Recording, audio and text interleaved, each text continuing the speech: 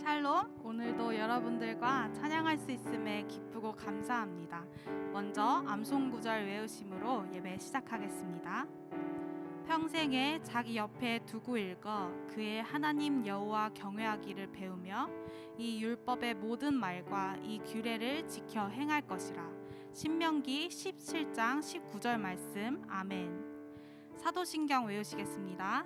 전능하사 천지를 만드신 하나님 아버지를 내가 믿사오며 그 외아들 우리 주 예수 그리스도를 믿사오니 이는 성령으로 잉태하사 동정녀 마리아에게 나시고 본디오 빌라도에게 고난을 받으사 십자가에 못 박혀 죽으시고 장사한 지 사흘 만에 죽은 자 가운데서 다시 살아나시며 하늘에 오르사 전능하신 하나님 우편에 앉아 계시다가 저리로서 산자와 죽은 자를 심판하러 오시리라. 성령을 믿사오며 거룩한 공회와 성도가 서로 교통하는 것과 죄를 사하여 주시는 것과 몸이 다시 사는 것과 영원히 사는 것을 믿사옵나이다. 아멘.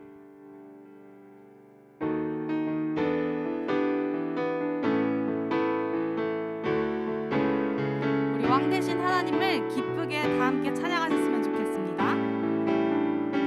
기뻐하며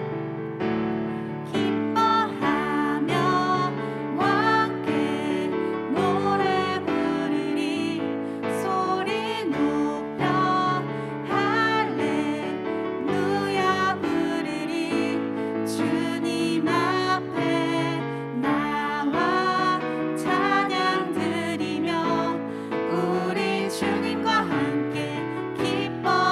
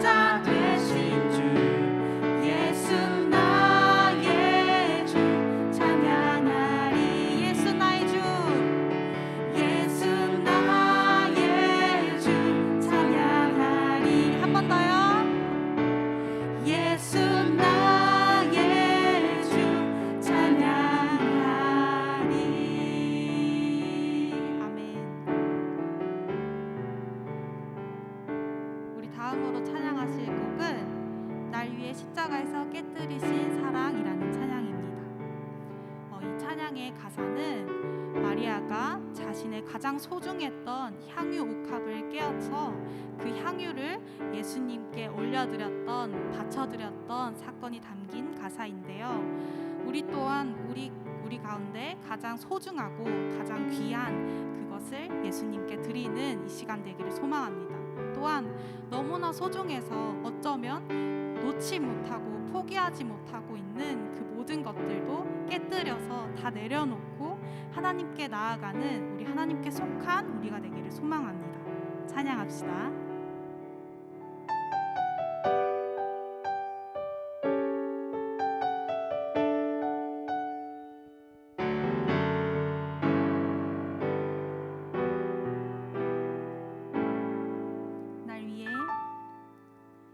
날 위해 십자가에서 깃들이신 사랑, 오늘도 그 사랑 안에 나 거합니다.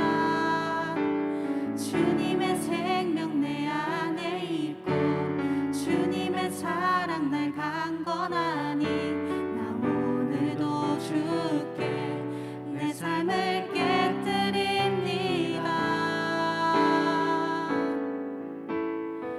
주여 내 삶을 깨뜨립니다. 주 머리 위에 붓습니다.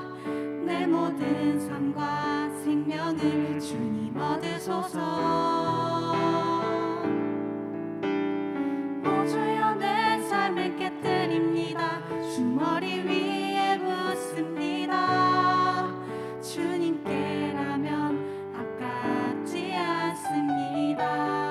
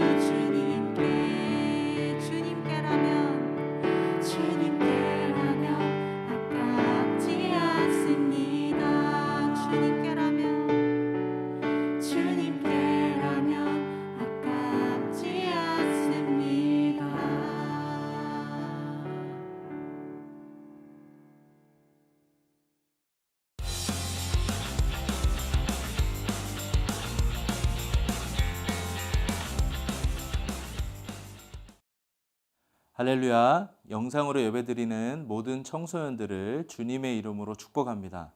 오늘 주신 하나님의 말씀은 신명기 17장 14절에서 20절까지 말씀인데요. 다 같이 한 목소리로 합독하겠습니다.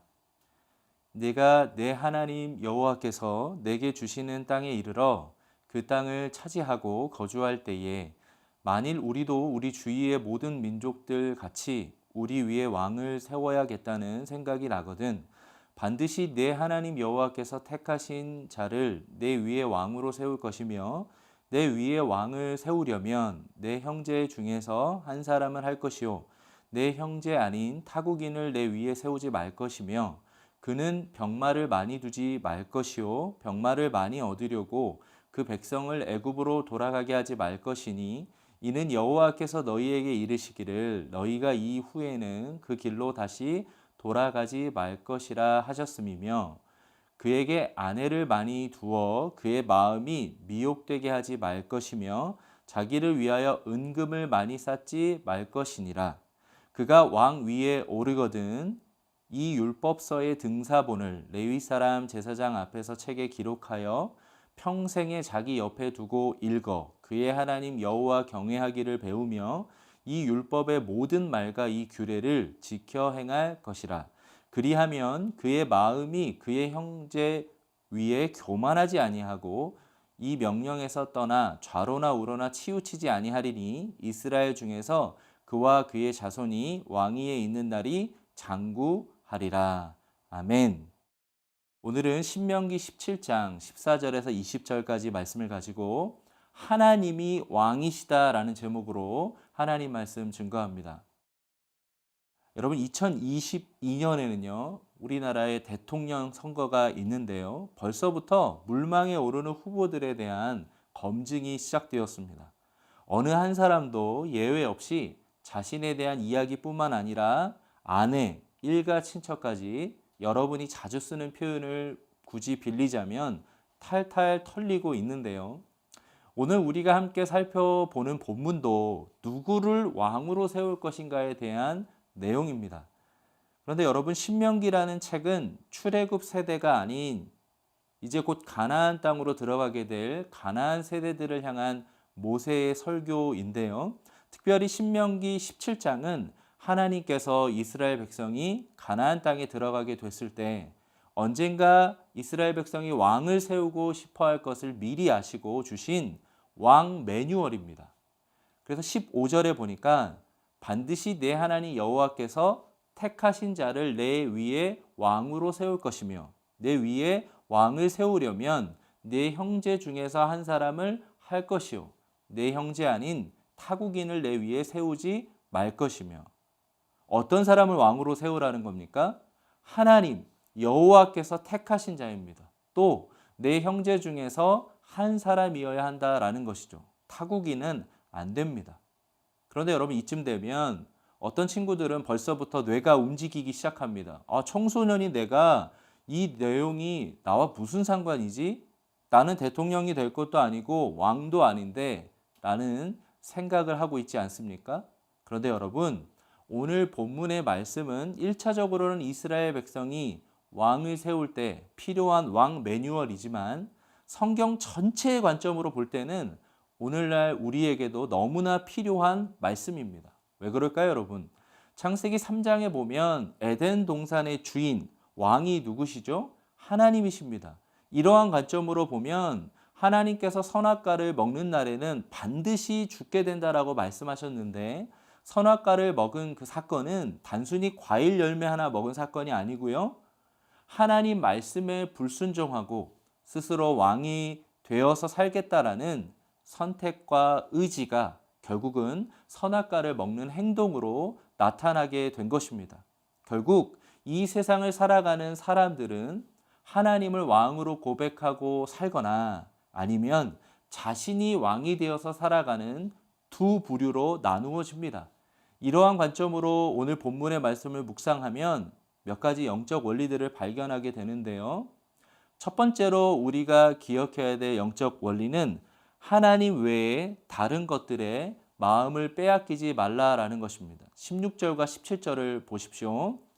그는 병마를 많이 두지 말 것이요 병마를 많이 얻으려고 그 백성을 애굽으로 돌아가게 하지 말 것이니 이는 여호와께서 너희에게 이르시기를 너희가 이후에는 그 길로 다시 돌아가지 말 것이라 하셨음이며 17절에 그에게 아내를 많이 두어 그의 마음이 미혹되게 하지 말 것이며 자기를 위하여 은금을 많이 쌓지 말 것이니라. 여러분 여기서 병마, 아내, 은금 자체는 문제가 없습니다. 그런데 무엇이 문제가 됩니까? 병마를 많이 두지 말 것이요. 또 아내를 많이 두어 마음이 미혹되게 하지 말 것이며 또 은금을 많이 쌓지 말 것이니라. 여러분 결국 가르쳐주는 메시지가 무엇인가요? 하나님 이외의 것에 마음을 빼앗기지 말라라는 것입니다. 하나님께서는 병마 필요 없다, 아내 필요 없다, 은금 필요 없다라고 말씀하지 않으십니다. 문제는 하나님의 자리에 다른 것들로 가득 차 있는 것이 문제다라는 것이죠. 여러분 우리가 왜 마음을 빼앗깁니까? 믿음의 대상이신 하나님을 시시하다라고 생각하기 때문입니다. 그래서 마음의 이 사랑의 질서가 바뀐 겁니다. 말씀을 준비하면서 SNS에서 참 감동적인 글을 읽게 되었는데요. 한번 들어보십시오. 하나님은 3등입니다. 1등은 하고 싶은 일, 2등은 해야 하는 일, 3등은 하나님 만나는 일 하고 싶은 일 다 하고 해야 할 일도 다 마치고 그 후에 여유가 있으면 하나님을 만나줍니다. 하나님은 3등입니다. 어려운 일이 생길 때도 하나님은 3등입니다. 내 힘으로 한번 해보고 그래도 안 되면 가까이 있는 사람에게 도와달라고 하고 그나마도 안 될 때 하나님을 부릅니다. 하나님은 3등입니다.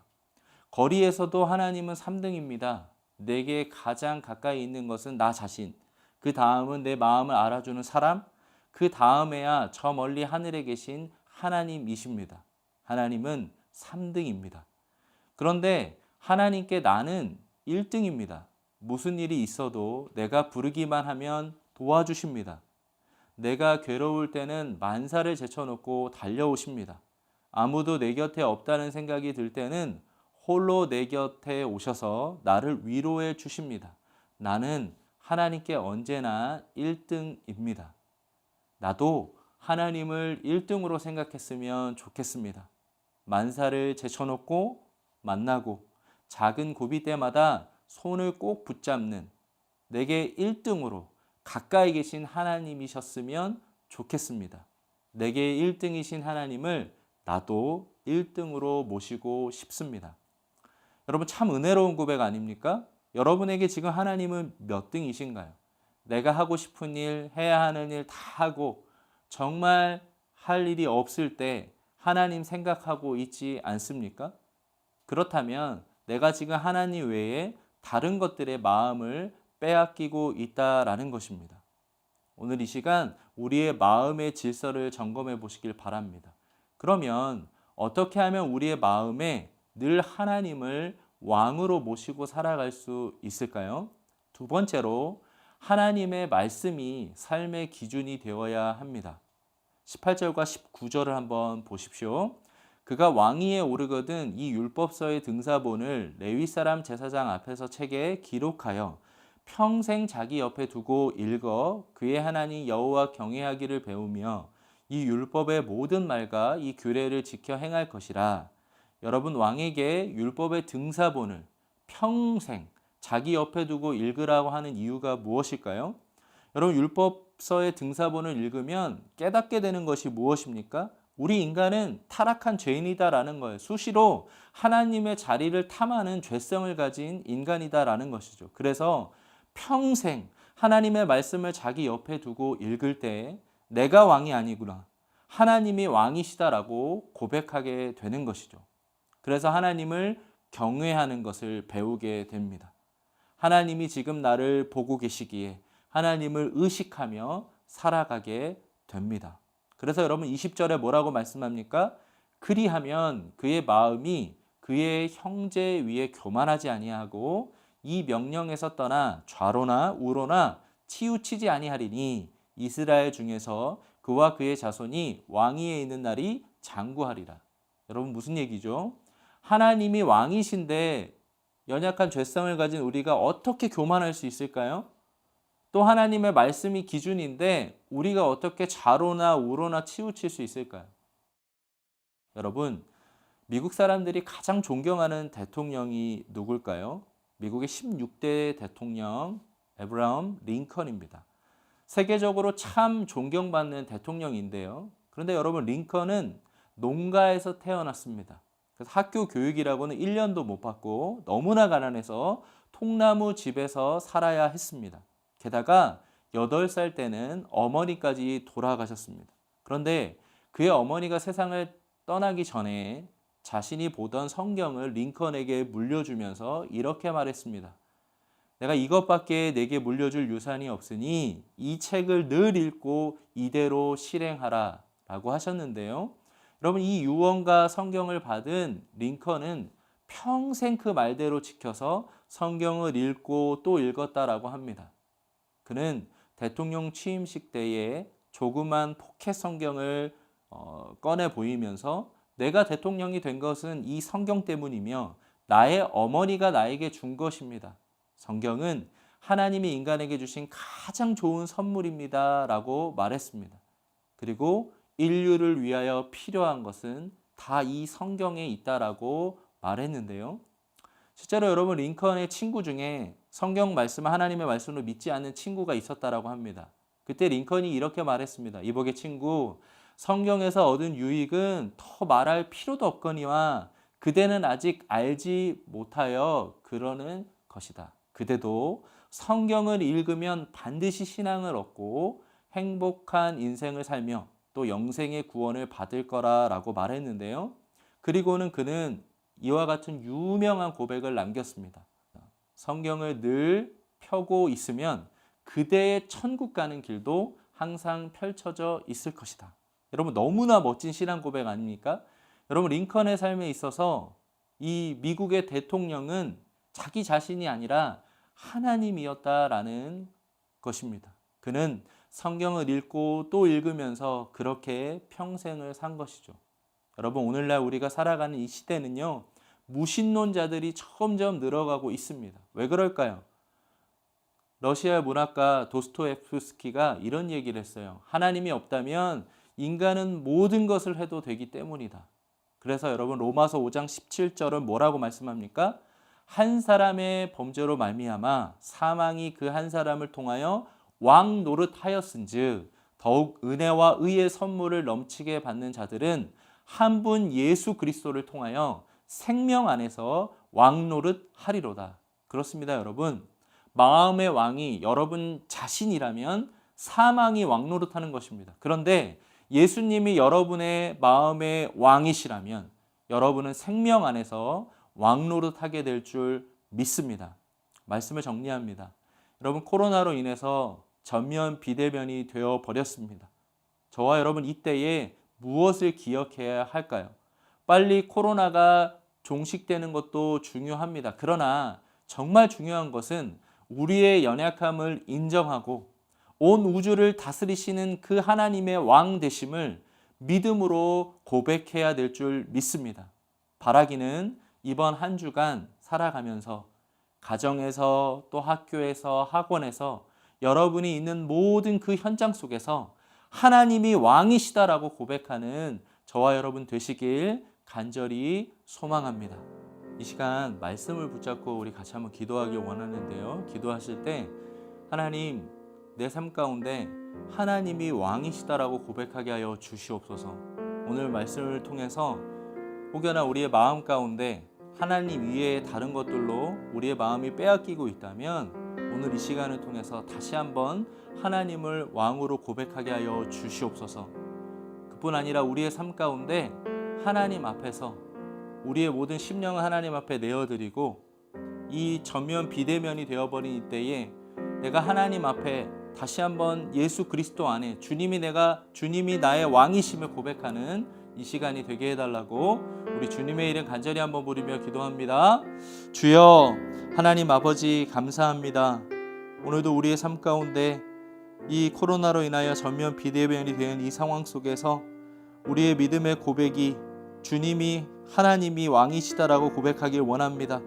바라기는 우리의 마음 가운데 주님 외에 다른 것들에 우리의 마음을 빼앗기지 않게 하여 주시고 하나님의 말씀이 우리의 삶의 기준이 되게 하여 주시옵소서. 오늘의 말씀처럼 그 말씀 속에서 말씀을 읽고 또 읽을 때마다 에브라임 링컨처럼 내가 미국을 다스리는 대통령이 아니라 하나님이 왕이심을 고백했던 것처럼 우리의 삶 속에서도 내가 가정에서, 학교에서, 학원에서, 나의 현장 속에서 하나님을 왕이심을 고백하게 하여 주시옵소서. 바라기는 이 코로나로 어려운 이 상황 속에서 우리 모든 친구들을 주님께서 주의 보혈로 덮어주시고 하나님 그들의 현장을 개입하여 주시옵소서. 하나님 아버지 감사합니다. 코로나가 이렇게 창궐하여서 모든 것이 전면 비대면이 되어버린 이때에 영상으로 예배합니다. 하나님, 바라기는 오늘의 이 말씀을 우리의 마음에 새깁니다. 하나님 이외에 다른 것들에 우리의 마음을 빼앗기지 않게 하여 주시고 하나님의 말씀이 우리의 삶의 기준이 되게 하여 주시옵소서. 그래서 내가 순간순간 내 삶 속에서 가정에서, 학교에서, 학원에서 하나님이 왕이시다라고 고백하는 우리의 삶이 되게 하여 주시옵소서. 바라기는 코로나로 인하여 우리 모든 청소년들 어려움 당하지 않게 하여 주시고 그들의 현장 가운데 주의 보혈로 덮어주시고 생명싸개로 보호하여 주시옵소서. 수고하고 애쓰시는 모든 선생님들을 기억하여 주시고 다음 세대 가운데 이들을 위로자로 귀하게 쓰임받는 우리 귀한 선생님들 되게 하여 주시옵소서. 이 모든 것 주님께 간절히 의탁드리옵고 우리 주 예수 그리스도의 이름으로 간절히 기도합니다. 아멘. 이제는 우리 구주 예수 그리스도의 은혜와 하나님 아버지의 다함없는 사랑과 성령의 교통하심이 오늘 말씀을 듣고 하나님이 왕이시다라고 고백하며 하나님 이외의 다른 것들의 마음을 빼앗기지 아니하고 하나님의 말씀을 나의 삶의 기준으로 삼고 살아가고자 하는 모든 청소년들 위해, 학업 위에, 진로 위에, 가정 위에, 부모님들의 일터 위에, 선생님들의 현장 위에 이제로부터 영원토록 함께 있기를 간절히 축원하옵나이다. 아멘.